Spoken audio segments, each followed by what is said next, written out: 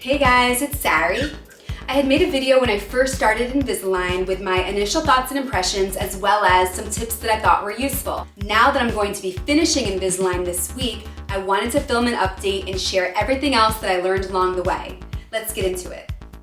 During your first visit, your provider will use a digital scanner to create a 3D image of your teeth. Your provider will work with Invisalign to create a ClinCheck, which is a visual representation of your treatment plan. This ClinCheck will then serve as a blueprint for the creation of your specific aligners. Early on in your treatment, you'll most likely have attachments placed on the outside of your teeth. These help the aligners better grip onto the teeth more securely so that the teeth are moved into their desired new locations. One concern that I often see people have is in the beginning stages of their treatment, they feel like they've developed a frontal lisp and it may affect their production of the S and the Z sounds. This could very well be a result of you getting used to the aligners and the new space that they take up in your mouth. Also, it may change your tongue position, which causes this S and Z articulation errors. But rest assured that this is temporary, and as you become more comfortable with the aligners and how they feel inside of your mouth, your tongue will adjust and you will speak just as you have done before, without a lisp. Another concern I see people have is when they first have the attachments put on and their aligners are out. So for example, they're eating, they feel those sharp edges of the attachments rubbing up against their interior lips. It rubs and it creates friction and pain, but also rest assured that that is also temporary and the rough edges of the attachments will wear down over time and it will not hurt and you will not bleed. IPR is used to create space where your teeth had been previously crowded. In addition, if your teeth are triangular shaped, which mine were, it allows for the teeth to come together with a flush edge and therefore not creating what's referred to as like a black triangle, which sometimes happens when teeth that are more triangular shaped come together. So I wanted to share this as a bit of a cautionary tale. If you're not following the plan as it was prescribed, if you're not wearing the aligners for the amount of hours needed during the day, or if you're changing your trays too quickly from one to the next, or if IPR is not being done when it's called for in the plan, you may not get the desired results you're looking for. You may see a small gap start to form between your teeth and the aligner, what's also known as like a halo. Now, halos aren't always bad.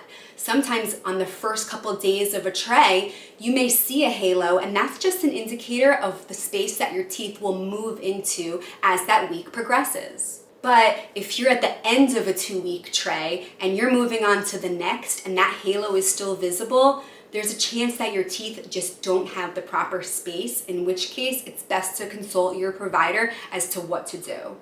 So what did I learn in my Invisalign experience? In addition to being mindful about how snug your trays are fitting, something that's really helped is the use of this little carrying case. After eating, I noticed that food particles get stuck in my teeth. So this little container gives me a mirror so I can see what's going on. In addition, I can keep in here a tooth floss pick so I can get all the food that's stuck out of there. The other thing that's helped me tremendously is using this tool called an Ortho Key. What an Ortho Key does is it helps removing your aligners. So you don't have to rely on fingernails or your fingers to do it.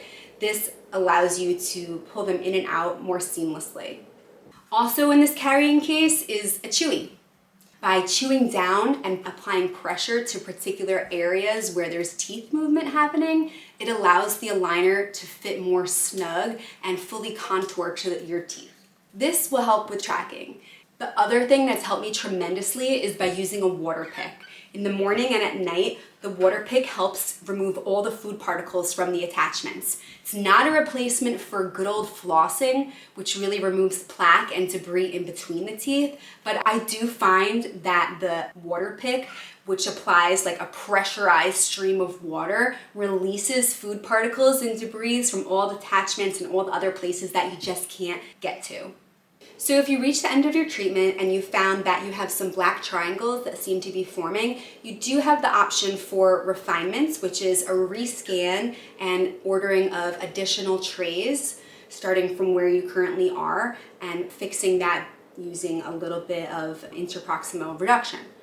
The other option is to close the gaps with a composite bonding or something called the BioClear Matrix, which is also advertised to close black triangles.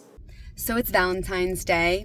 I'm wearing this heart that belonged to my grandma, and I'm about to go to the orthodontist for the last time and get these attachments taken off.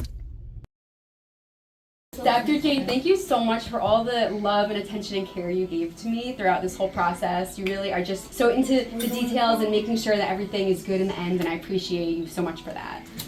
I really love you. You look amazing. Thank you. Okay, so I'm officially done with Invisalign. Dr. Jane just took off all the attachments with a drill.